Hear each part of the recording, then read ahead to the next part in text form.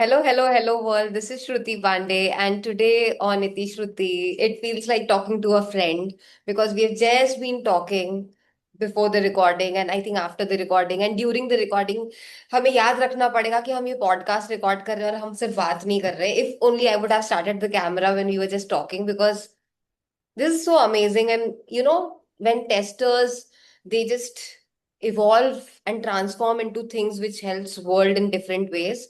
We are one of the kind. So welcome, Gio. So happy Thank to you. be in touch and so happy to talk to you. Thank you, Shruti. It's been like I've been a big fan of your podcast for quite some while, listening to real stories, human stories. I love your series. I've seen most of the series. I think I like the last one as well, which was on I think mental health as well. So looking forward to being here and thank you for inviting me. झूठ बोल रहा है ना, सब नहीं सुना ना तूने, फेक रहा है ना. I actually saw it completely. It is I your I last one. I respect you and I'm pulling your leg, but thank you for your kind words. And since I have you, I have a couple of questions which you can just treat them as, starter points to a conversation. And I Sure. try Yeah. to bring you back to the topic and like you asked me to, because we can go on and on about things, but there are a couple of things I really want to ask you, which will help our audience also to, learn and grow from you. So first thing first, you are a product evangelist. And as fancy and as nuanced as it sounds, क्या होता है ये? Like, is it a bhai bandhu of developer, advocate, or is it just, a new nomenclature to it? What do you really do? What is it exactly? Can you help people understand? Let's start with that. Uh, Thank you for that question. I think it is an interesting question. I also had that question when I first got assigned this role. Right. So it's a pretty tricky role, if you can say. So I had to do a lot of research. I was trying, in my early days when I got this role of product evangelist. I tried to look who in India are product evangelist. To my surprise, I didn't find any. Exactly. Right. So yeah, that was a thing for me where, I had no help to understand what this role is and what it demands. Um, then I did my own research. I like, getting new roles, new responsibilities and seeing stuff. So then I found out like who was the first evangelist or where this role actually came from. So it was from Guy Kawasaki. He was actually probably one of the evangelists from Apple. Okay. So I went, read about him, did actually a product evangelist course from his side to understand what actually this role is. Again, it didn't demand me to do that, but I thought, if I'm getting onto something which is more challenging and dynamic, I need to know what it demands. So Guy Kawasaki is now the chief evangelist at Canva, but he was the one who actually was with Apple when he started evangelizing. Right. So roughly, it is basically spreading the good news of the product that you are into. Right. So it comes from the name evangelist, which is spreading good news. Right. So the one thing in evangelism that is very powerful to understand is you need to believe in the product, right? If you don't believe in the product, you cannot evangelize it. You cannot tell good about it, right? So it has to be an inner feeling that comes in. So this role is more beyond being associated or linked to a product which you admire or which you think will transform or change the dynamics of the community or the ecosystem or the market, right? So that was a kind of a role that was there. Again, it's like a very center point role, if you say. I won't say it is more like a DevRel role that we have seen, or a marketing role, or a community manager role. It's like an epicenter of all the roles, right? Because from an evangelist standpoint, of course, you need to know and study the market, where what is the demand of the product, right? What are your competitors doing? You need to make sure how is the market heading towards. So you need to be on your toes to understand what the community demands today, right? So technologies are coming up, spinning up, right? We had like if the product that I'm building is into automation space. So initially we had no code boon come up. Then we had terms like self-healing, spin up in terms of buzzwords. Yeah. Then we had now AI, right? And then Gen AI, and today agents, Right. MCP servers. So these terms, uh, keep growing, and you have to be in pace with how the market trends are heading. So from a product evangelist standpoint, you need to be very clear on how the market is, where it is heading, and is your product fit for the market. So that's one thing that is responsible to be with market. The second part, it's basically like a center role. If you see too many things there, but you have to be there as a heart of the system. So community again. So hearing feedback, it's not about delivering the product and just keep sharing it out there. You need to know what's the community sentiment. Are they accepting the new features? How difficult it is for them to use the product? And then carefully watch their sentiment in forms of feedback that they give in your community or, you know, with your customer success managers in your organization. So that will give you a sentiment of how easy adoption is there in the tool. What is the new things we have to bring onto the table, right? So you have to keep a close eye with regards to the the community itself, the sentiment of the community. The other role also, and the reason I enjoy it is because I got to know a lot of new things. Being a tester, being very technical in nature, to do all of these varied things, Right. right? Other thing is working with sales team, right? So uh, sales needs knowledge, sales needs information to sell a product, right? So that's when they, reach out to an evangelist to understand, hey, we have a product. Where are we shining out in the market? How can I sell it more effectively? So Correct. that's one thing. And then with all of these feedback you're receiving from sales, from community, and from the market, is when you have to cascade that to your developer team, right? So you need to convince them that this has to be in the roadmap, Right. right? Again, when you look at a product and building a roadmap, it's not very easy. You have to convince the development team because they're the center of how things work. So to Correct. build the roadmap, you need the dev team. So it's like an epicenter centered role. And again, with all of these initiatives that you do, you need to get a buy-in from the leadership. Yeah. So you have to interact with leadership and convince why this is an ideal thing to go forward. So as the role looks, might be very simple on the surface layer, but it depends a lot of things to do. It's a challenging role. You need to be. They say the jack of all trades, a master of none, Correct. but I would say that you have to be versatile with all of this, and it kind of suits my persona as well because I like challenges and day-to-day challenges. I wanted to move out of the traditional way of our tester life, right? Writing test cases, automating them, executing them. But this gives me more way to innovate and be more creative. So that's what I'm enjoying so far. It's been almost 5 years in this role. I took it as a challenge to see, let's see what happens. If it doesn't happen, let's figure what's next. But surprisingly, this is kind of something I felt I'm meant to be in this role with the challenges and the agile nature of it. So enjoying so far. Yeah, so far so good. So, I mean, while I understand, and when you were narrating your story, it reminded me of me diving into solutions engineering and that being a new thing Mhm. in India. And I understand that, people like us like to, some may feel ruin our careers or some may think as, transform our careers. But how easy or difficult was it for you, from moving, from testing and everything, nice title, nice everything, and then moving away from that to something new like this. And it could have Right. been anything else, but how easy or difficult Correct. was that for you? So you can say I was probably doing that role in some way or the other, at least in my current organization. And then I was more technically there, but then I had side roles where I was doing a lot of things for the community.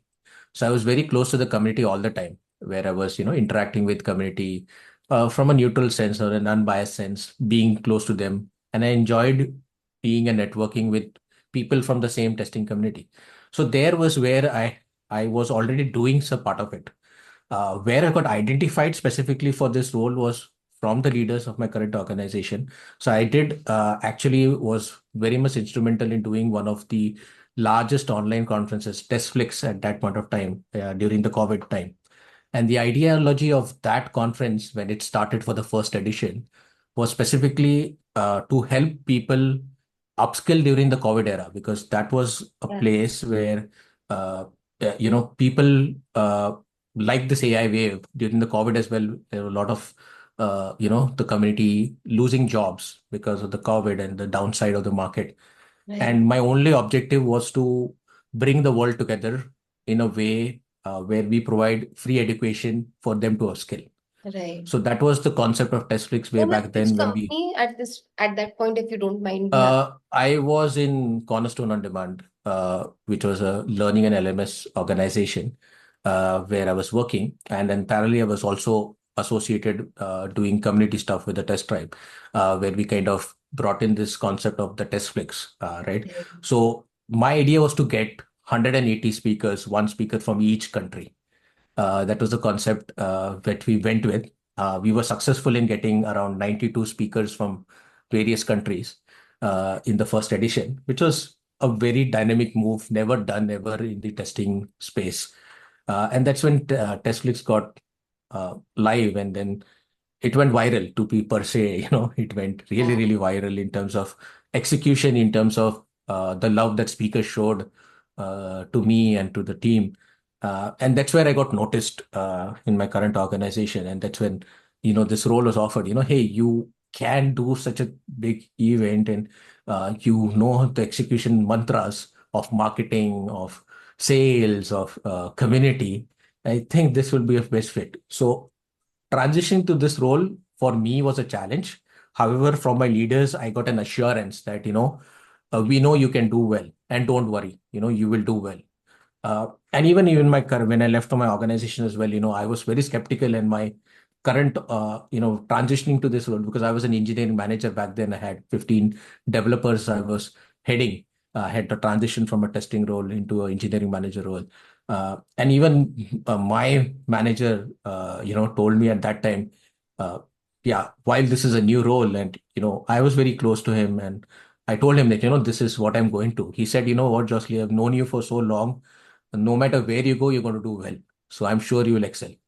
So, I mean, that gave like a motivation to me that, okay, I need to challenge myself. And then I had my leaders' support in my current organization as well, where they said, and I was very frank. I told them I don't know this role, but they said, you are meant to do this role and you'll do well. Don't worry, if it doesn't work for you, uh, you're an exceptional test engineer, you're exceptional testing manager.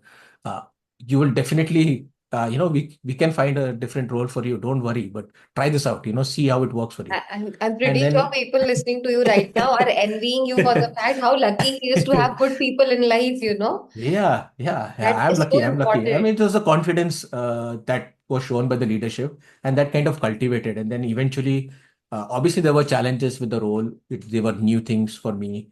But then it's about learning. It's about giving yourself a chance to experiment and then having the support of your managers to experiment with something new. So, been a joyride so far. I'm loving what I'm doing. Again, it's not like I said, it's all creative. Every day is something creative. You got to be on your toes, like I said, to be up to date with market, community, the product innovation space. So it's been a boom for me. And one of the best things that happened for me was I switched onto this role and incidentally happened to be a testing tool or Yeah. a testing domain, which I was very comfortable with because I've been building similar kind of tools in the past, right? So it was a comfortable space in terms of what I had to do. And then having a mixture of a combination, being an experience in a tester and then being as a product evangelist gave me that added advantage because it's very rare to get someone who is technically good and an evangelist or in the product marketing space as well. So this combination worked for me. It's very rare to find. So yeah, I think I was happy that it was into testing, which gave me the space to be confident that any other product maybe could take my lessons from here. Yeah, yeah, absolutely. I think high time people realize that technical people can talk and speak and sell because, like, he's been Yeah, just trying to give some enthusiasm to people so that they don't lose hope and keep listening to this. Like, if he and I can do it, you can too. It's it's definitely. Yeah. it's just a matter of hard work and nothing else, an opportunity maybe, but it's just about that because yeah, you can train, you can, and let me ask Gio the next question, maybe on the same lines, which is if somebody in India is trying to find a product evangelist role for himself or herself, what should they be, working on, or what should they have as skills? How can they Mhm. get a job of product Right. evangelist, Right. if at all there So are more again, in the market? yeah, there are definitely product evangelist roles, right? So you need to basically have a basic uh, aspect of product evangelism. That's number one. The most important aspect when it comes to product evangelism is how you can gel with all the teams together. So this is a very difficult task. You have to deal in a different way with solution engineers. You have to deal in a different way with sales. You have to deal in a different way with community. Right. And then you shouldn't be selling something, right? You have to be very predominant in a way where you're trying to showcase a problem and how you solve that. So that innovative kind of skill set needs to be there, where you're communicating well and how you can gel with people in a different fashion. The third thing where you can excel from a product evangelist standpoint is how curious you are to learn, right? Because you have to be at your toes. Because there will be terms that are coming in, even when you're interacting with customers, you're interacting with or suggesting certain things on the product side. You Right. need to know the new terms, right? So, for example, if you don't know what is agent to agent communication, you don't know what is MCP, and if the market is asking that, Hmm. what is the real problem with it? How much how reliable are these stuff? So you need to have your own say. You need to experiment with a lot of this stuff, right? Because we say, an LLM can generate test cases, but you need to be very critical in the approach. How efficient these test cases are how can you avoid hallucinating of these test cases? So you have to be curious in terms of experimenting. There will be things which are new, and that's how you can contribute to the product. The other part is uh, the very important part. You have to stay away from noise, right? As a product evangelist, the very important thing is you have to be not carried away by noise and go to different directions. You have to have a very focused vision, right? There will be a lot of people That's talking it. about Yeah. things and stuff.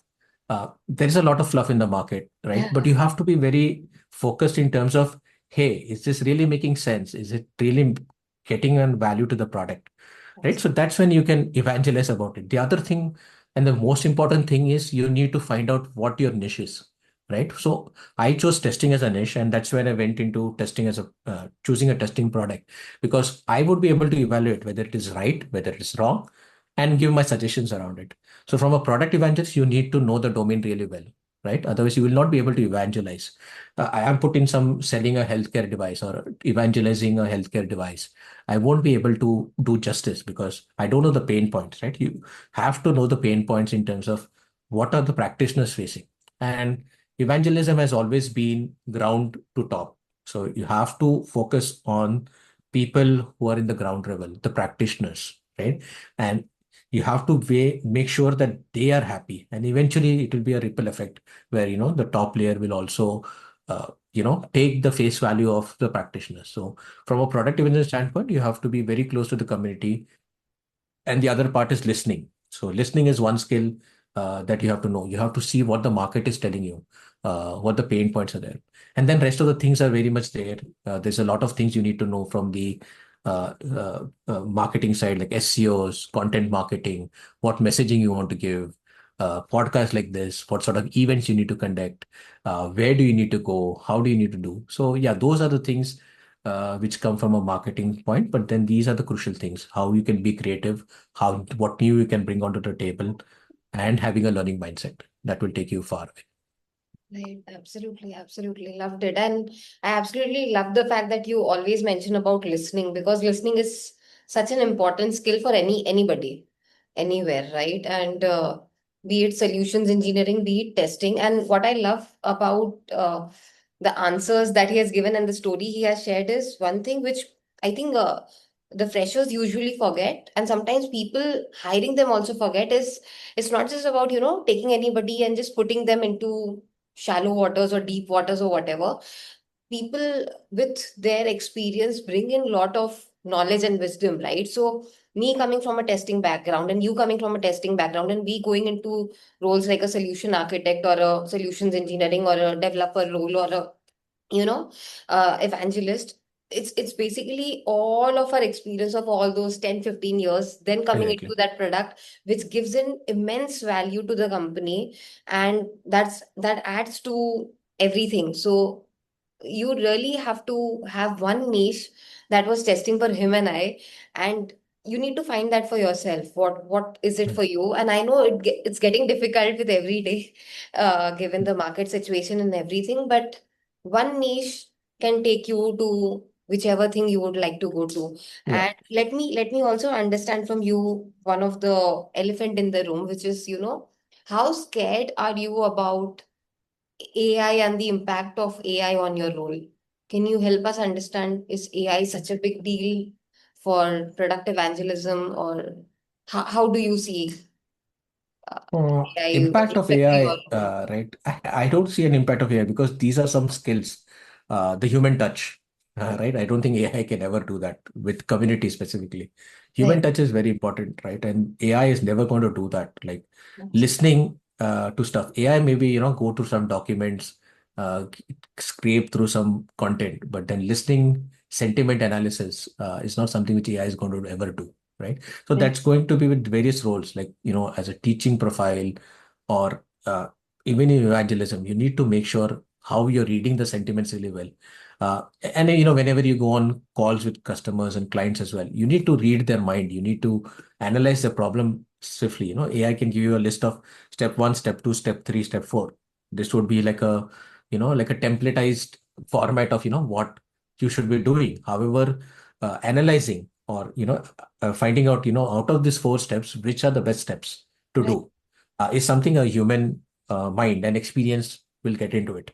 Yeah, AI will give you all the things like history of where testers or is considering testing as a domain we're talking about. Where what has been the problems with testing, test maintenance, test locator strategies and stuff which have been a pain in the past. But how you're going to evaluate, like, to tackle those situations where you're going wrong with maintenance, where you're going wrong with design. Are you following the exact practices of design? So these come with experience, right? And that's AI is not going to give. So from a role standpoint, I think it's far-fetched that someone can take over. At least if you talk about evangelist role, it cannot be taken. That's number one. Again, interacting with 4 or 5 different teams, the AI will get confused in itself. It will not know how to change the tone of talking to different people at different times, right? Because uh, you're talking a customer, you have to go in a different tone. You're talking to a developer, you have to go in a different tone. You have to be very technical in nature. You're talking with the community, you have to be non-biased.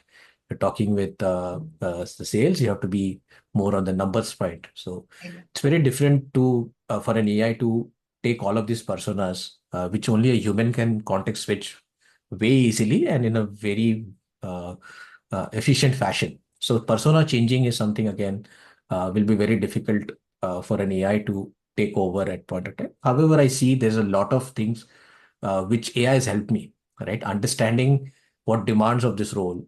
Because from my standpoint, I have to work with different sectors, different segments. I have to look at building ROI documents. I have to work with analyst, market analyst. I have to do SEO and digital content creation. Correct. I have to do all of these quizzes and interacting community activities to keep the community engaged. So all of this AI is helping in the context in terms of, accelerating those steps, suggesting ideas and building some things which is more innovative, right? So I like to do a lot of creative stuff. AI is helping me build nice videos, nice images, right? Which would normally take me some help of a design person to, design certain things and do stuff. So that ways AI is helping for sure. It's giving me a base, right? Because when I started as a product evangelist, I didn't have anyone to reach out to. And AI came to my rescue there. I had someone I could talk to, hey, am I doing this right as a project evangelist? So AI would give me some answers, and then you pick up what you think is right for you. All right. So I had a buddy there, to be frank enough, because from the testing space, all my network was all being, testers. So talking to them marketing stuff, talking to them sales stuff made no sense because, Not it's a me. different I ball game. was the odd one out. So we would talk all the stuff. So at least Yeah. when I transitioned, it was during the COVID phase, and then immediately, like, ChatGPT came into picture. So at least I had somebody to chat to. I don't know, it was not a use case way back then, but for me it was like a buddy which I could talk to because I didn't know whom to reach out to. I reached out to community managers separately. I have a few folks. I reached to Tristan Lombard. He's been a good community manager to see out roles of what this does. And Right. I got feedback from each individual. I met a few marketing folks because this demanded everything, right? So Right. understood like what it is to be a community manager, what is to be in the marketing profile, right? And then hear from experiences. Is something AI will not give for sure. But then I did have an assistant or a buddy, where I could ask anything, like simple questions, right? I was at a state where I didn't know, hey, what is an SEO? How does articles rank? What is inbound marketing? What is outbound marketing? So these terms were very new to me when I initially started because not being into that background, and at least I got an assistant to tell me, okay, this is how it works. Today, I'm so happy that I'm really confident that anything new that comes into any space, I can do it because of AI. So in a sense, I'm confident with regards to AI helping you out and doing stuff for you, but replacing a job, I think, will take time. So if anyone is scared of that, or telling you that jobs are getting displaced because of AI, that's a wrong thing. So I would say that there is still scope for us to do a lot of creative stuff because again, we are the people who are building AI, and for testers, you will be the people who are testing AI. So your job's not going to go. And then we got to develop this algorithm. So it's going to be, it's the human element will always be there, right? Absolutely, absolutely. No, that's such a breather because I had to ask this question because there's so much of fear in the market with respect to job security, with respect to layoff, and Mhm. with respect to layoffs happening in the name of AI. Correct. So that was really a breather, and thank you so much, Gio. I can't thank you enough for your time today and answering my questions. And thank you. Thank you so much. It was a pleasure being here. I like, continue to do this podcast. I like it when the podcast have a human flavor to it, right? Versus anything technical. So you've been doing really good. I think your podcast panelists have been really exceptional. I've been following all of your podcast and it gave me a different perspective into things, right? It's not about think, but the human nature of it, which I like about your podcast. So keep doing it, keep inspiring people, and I hope people like, share, and subscribe to Shruti's channel. That Always. has to be one statement, right? So Thank yeah, you. I'm sure you'll enjoy. Thank you again, and had Thank a you. good time. Same here. Thank you.